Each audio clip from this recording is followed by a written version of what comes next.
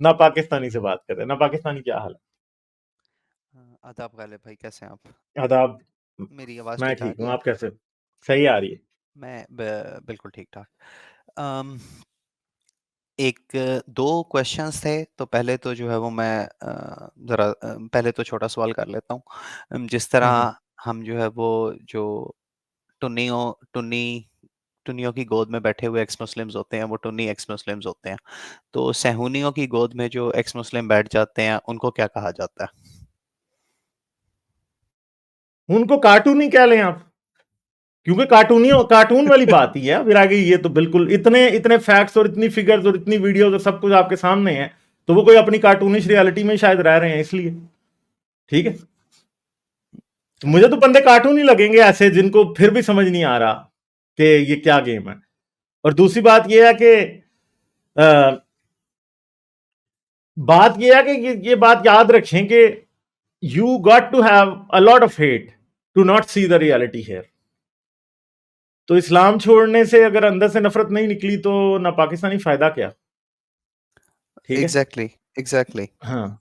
वही तो अगर अगर आपने फिर आप पहले आप इस्लाम की तरफ से जिहादी थे, अब आप हिंदुत्व की तरफ से या जायनिज्म की तरफ से बन जाए जिहादी, तो फिर क्या कहा जाए? तो इनको जुन्नी भी कहा जा सकता है, जायनिस्ट के सिंपथाइजर के तौर पे। मेरे ख्याल है कार्टूनी वाली बात ज्यादा ठीक है, क्योंकि कार्टून कार्टूनी लॉजिक्स पेश हो रही हैं बहुत ज्यादा। जितनी मैं इंटरनेट पे देख रहा हूँ, बहुत से पुराने पुराने फेसबुक की मुल्हिदीन है, बाबे हैं बुढ़े बुढ़े, बिल्कुल कार्टून लॉजिक पेश कर रहे हैं। और पता नहीं दुनिया के किस कोने में रहते हैं कि समझ ही नहीं आ रही इन लोगों को। मैं तो बड़ा डिसअपॉइंटेड हूँ बहुत सारे एक्स मुस्लिम से और पाकिस्तानी सो कॉल्ड एथियस से, जो कि जिन्होंने इस्लाम छोड़ा, तो वो समझते हैं कि शायद अब उन्हें जायनिज्म के सिंपथाइजर बन जाना चाहिए। तो मैं बहुत डिसअपॉइंटेड हूं, आप ये सोच नहीं सकते।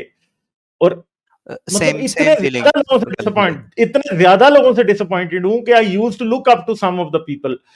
अब वो ऐसे लगता है कि यार इनको समझ क्यों नहीं आ रही। और अफसोस की बात है ना पाकिस्तानी, कि वो पढ़ने की कोशिश ही नहीं कर रहे। इतना लिटरेचर अवेलेबल है, इतना कुछ अवेलेबल है। अगर यूट्यूब ही एक बंदा एक दिन अपने आप को दे देना कि उसने यूट्यूब पर यह देखना है कि पैलेस्टाइन का प्रॉब्लम असल में क्या है, और पैलेस्टीनियंस के साथ क्या हुआ, और जायनिज्म क्या है, बुक भी पढ़ने की जरूरत नहीं है, आप यूट्यूब से ही देख सकते हैं, टोटली अनबायस्ड सोर्सेज से। जो कि और ऐसी चीजों से जो कि करंट सिनेरियो में क्रिएट भी नहीं हुई, वो चीजें जो आज से 10 साल पहले क्रिएट हुई थी, उनसे आपको पता चल जाएगा नकबा क्या है। ठीक है। 48 में क्या हुआ था, 63 में क्या हुआ था, 73 में क्या हुआ था, ये सारी बातें आप वहां से निकाल के देख सकते हैं। ठीक है। मगर बंदा डिसऑनेस्ट ना हो तो सब कुछ नजर आता है। और दूसरा गालिब भाई, देखें, मेरा चूंकि जिस तरह मिसाल के तौर पे आपकी जो पिछली स्ट्रीम थी, आपने उसके अंदर जो ओल्ड टेस्टामेंट है उसके आपने हवाले दिए। हम्म। मैंने जो है वो ज़्यादा नहीं पढ़ा हुआ, लेकिन मैंने कुछ ना कुछ जो है वो ओल्ड टेस्टामेंट देखा हुआ है।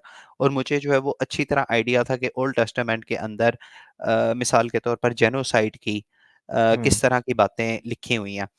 अ, एक बात है कि मेरा ख्याल है कि हम्म। जितने भी लोग कम अज़ कम हमारे खित्ते के एथियस्ट होंगे, उन्होंने गॉड डिल्यूजन तो कम अज़ कम ज़रूर पढ़ी होगी। I mean, hmm. I would say कि इट्स हाईली अनलाइकली कि किसी ने जो है वो गॉड डिल्यूजन नहीं पढ़ी हुई। अ, उसका मैं एक जो है वो छोटा-सा एक नहीं, स्निपेट जो कई है वो। ऐसे हैं ना, उन्होंने सिर्फ गॉड डिल्यूजन ही पढ़ी हुई है, उससे आगे उन्होंने कुछ नहीं पढ़ा। नहीं, ये गालिब भाई बात मैं याद रखिए, जिन्होंने सिर्फ गॉड डिल्यूजन भी पढ़ी है ना, उनको भी समझ नहीं आ रहा अभी।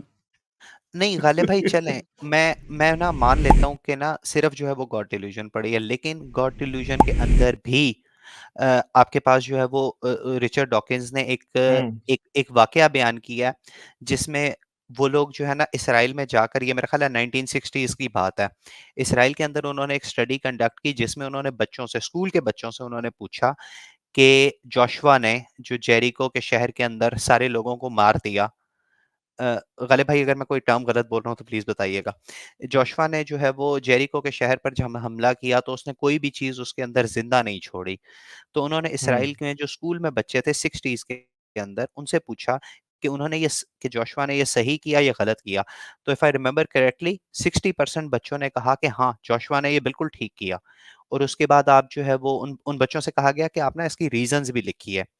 और उन बच्चों ने मिसाल के तौर पर रीज़न लिखी कि उसको खुदा ने हुक्म दिया था अगर वो नस्ल कशी ना करता तो हम जो है वो ख़राब हो जाते वगैरह वगैरह इस तरह की रीज़न्स।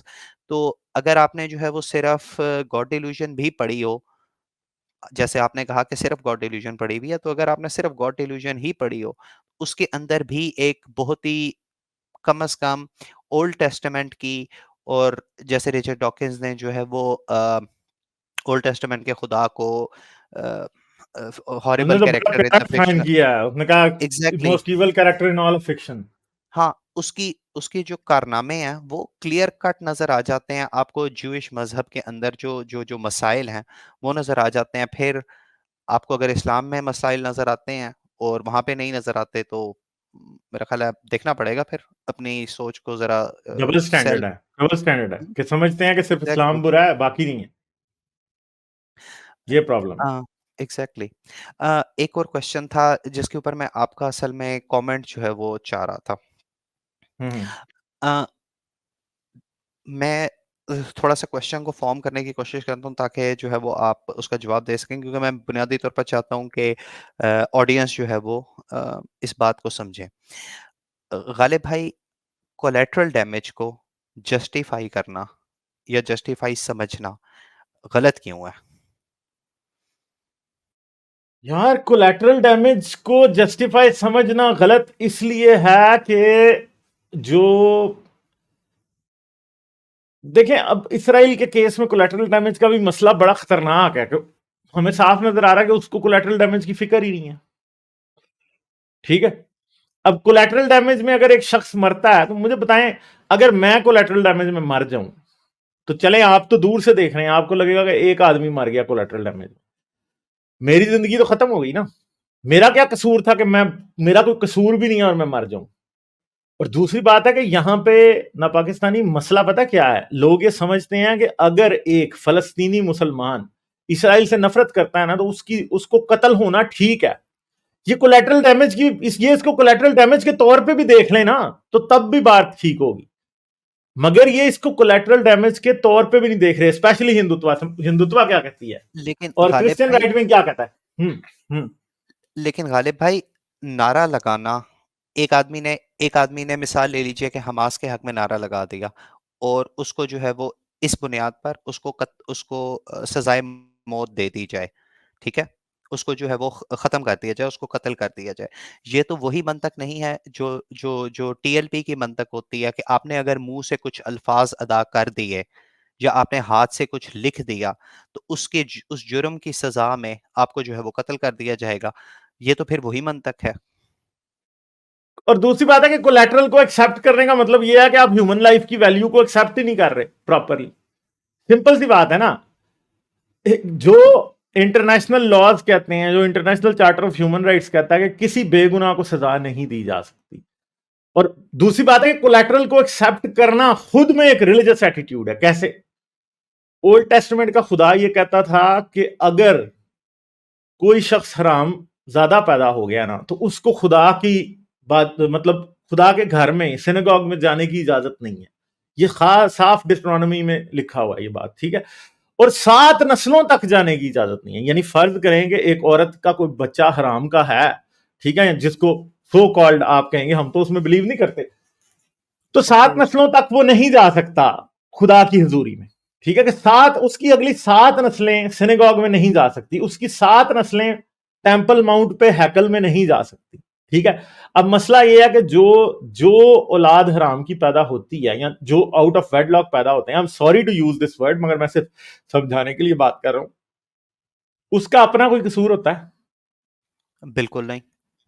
उसका कसूर नहीं होता। तो ये याद रखेंगे, deep rooted religious religious patriarchal और रिलीजियस की सेडिस थिंकिंग से ही इंसान कोलैटरल को मान सकता है, इसके बगैर नहीं मान सकता। बहुत से लोग ऐसे हैं कि जो कि अपने आप को गैर मजहबी कहते हुए असल में सोच मजहबी लाइंस पे ही रहे हैं।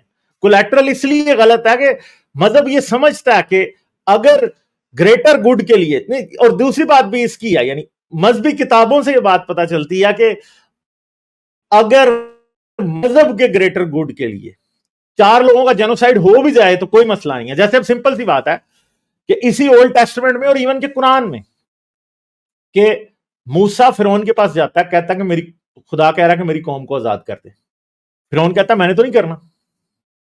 ठीक है, अब प्रॉब्लम यह है कि यह मर्जी किसकी है कि इसराइली आजाद ना हो?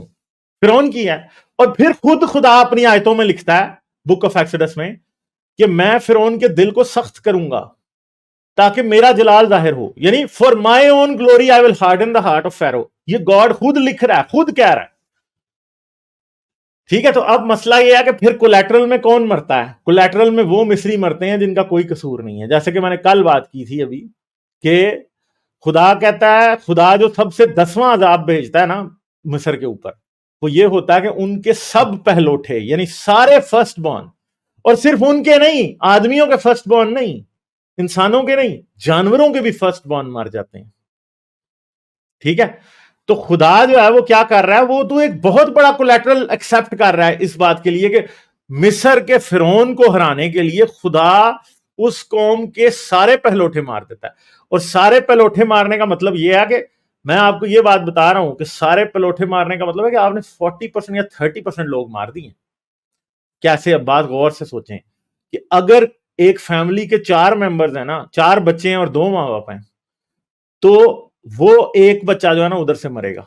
ठीक है, और मां बाप भी अगर पलौठे हैं तो वो भी मर जाएंगे। मगर अगर आपकी फैमिली 2 से छोटी है ना, बच्चे आपका एक ही है, तो आपने तो 50% से, असल में फैमिली वाइज अगर देखा जाए तो ऑन एवरेज आपने 30 to 40% of a family destroy कर दिया, फैमिली यूनिट, कि जिसका एक बच्चा है। अब ऐसा भी एक कपल होगा कि जिनका एक ही बच्चा अभी तक पैदा हुआ है और उनमें से खुद भी एक पलौठा है, आपने पलौठे मार दिए तो 2 खत्म हो गए, एक रह गया वहां पे।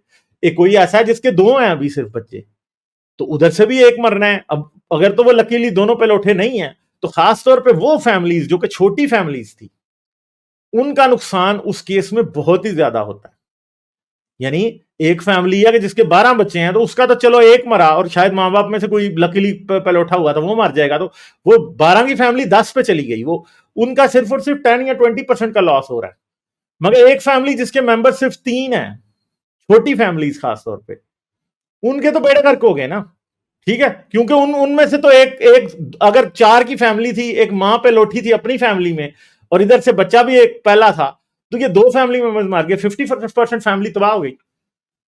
ठीक है, तो खुदा ने कोलैटरल कितना परसेंट एक्सेप्ट किया? अगर फैमिली यूनिट के हिसाब से देखा जाए तो खुदा तो अप टू 50% कोलैटरल को एक्सेप्ट कर रहा है।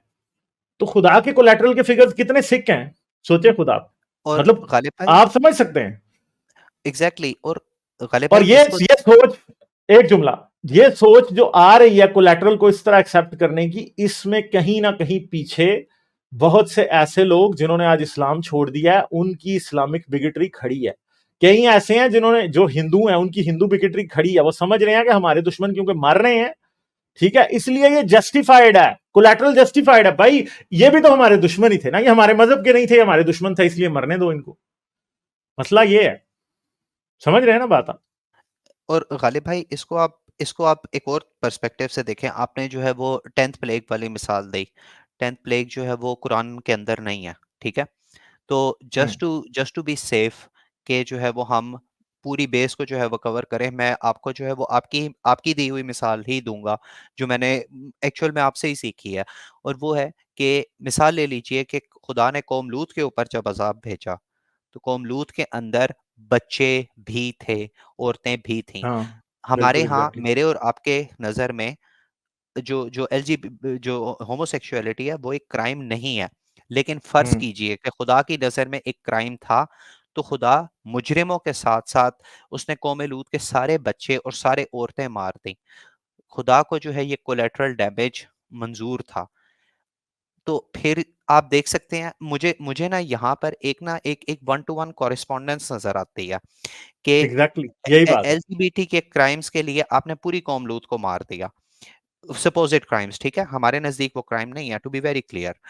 और हमास के जुर्म के लिए आप जो है वो अ, फलस्तीन, गजा की जो है वो आबादी को मार रहे हैं। और जहां अभी आपने थोड़ी देर पहले प्रोबेबिलिटीज की बात की कि कितने परसेंटेज है, तो मेरा ख्याल है कोई बच्चों की तादाद वहां पर कोई 40% के फोर्टी करीब परसेंट बच्चे हैं। हम्म, और एग्जैक्टली, और इसको इसको कंबाइन कीजिए कि वो दुनिया का one of the most population dense इलाका है। उसके अंदर जब कोई एयर स्ट्राइक करेगा, तो किसी बच्चे के फोर्थ होने की प्रोबेबिलिटी बहुत बहुत ज्यादा बढ़ जाती है।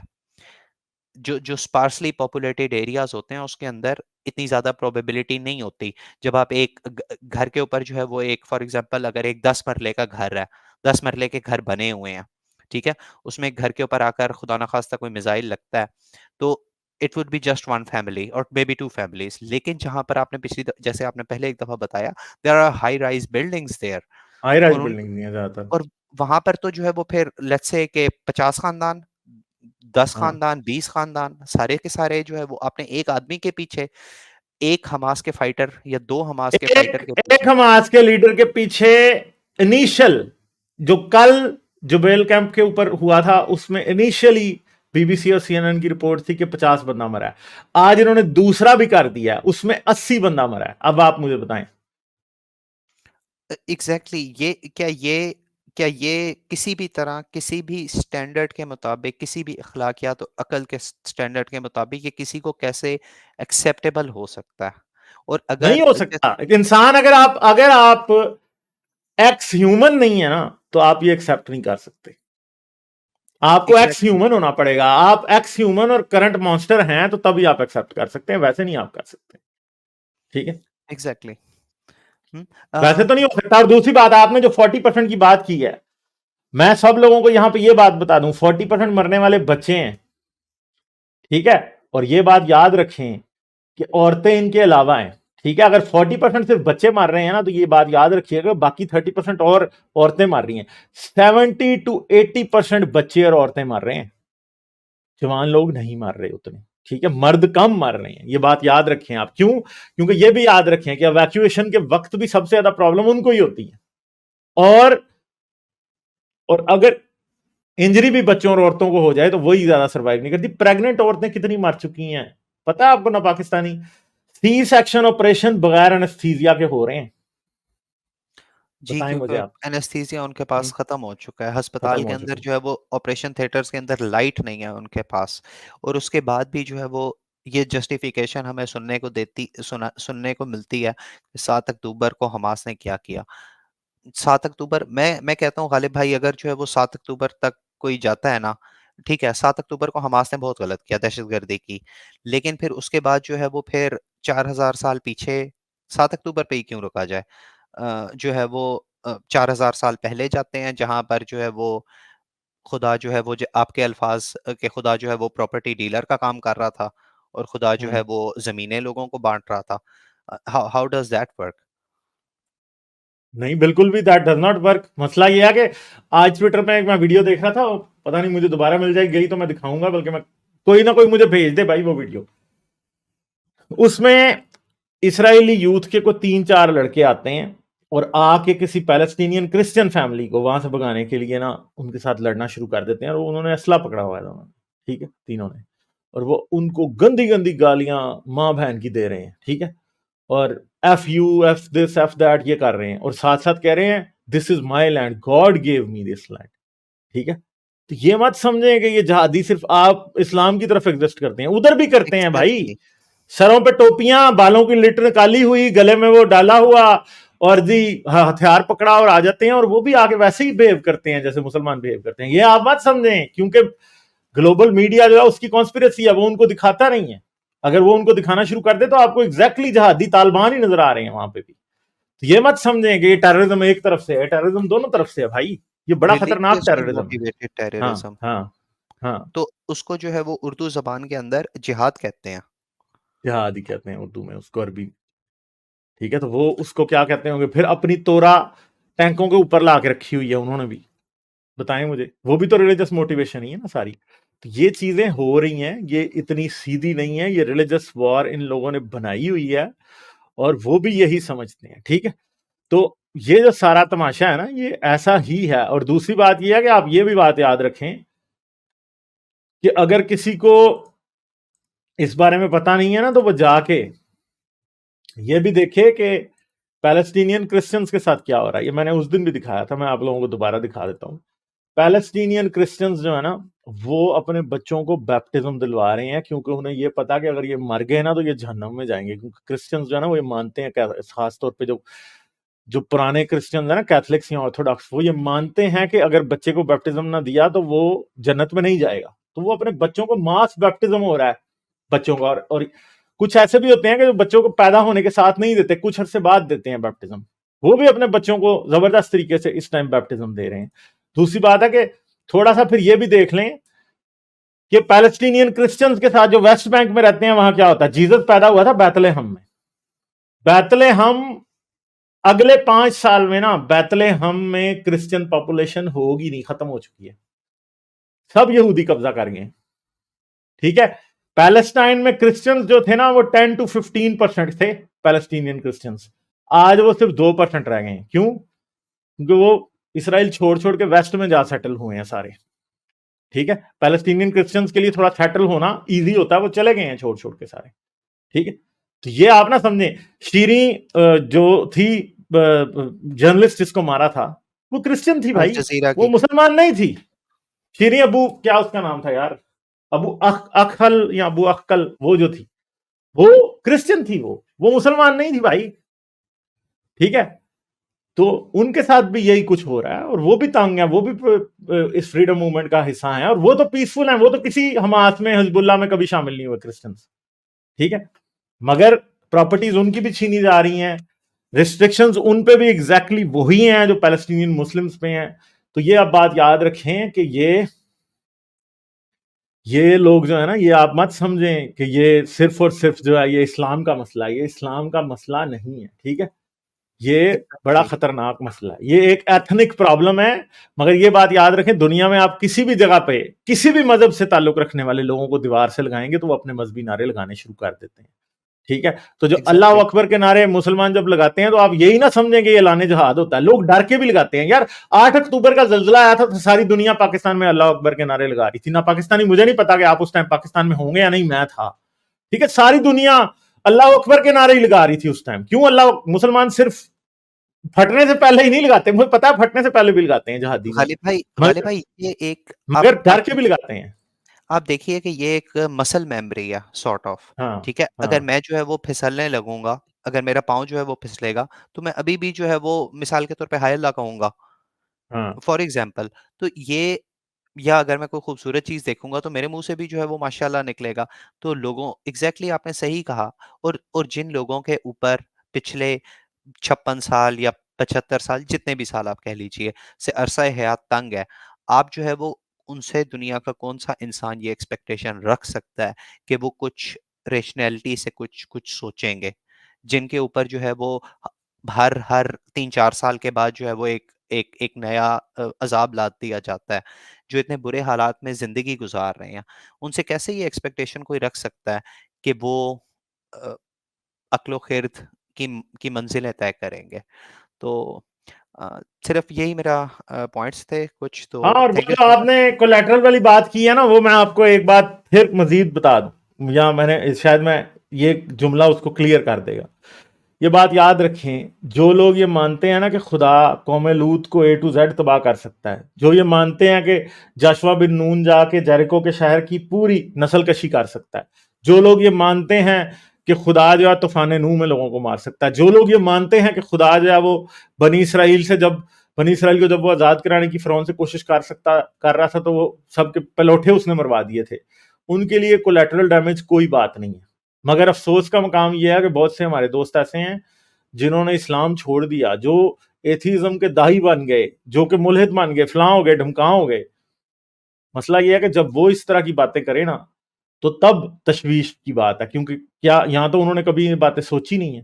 ठीक है, और अगर सोची है तो कभी इन्हें डीप इनफ थॉट नहीं दी, या फिर वो किसी और को जो है ना, किसी और के इशारों पे नाचना चाह रहे हैं या किसी और को अपीज करना चाह रहे हैं, तो वो एक अलग बात है।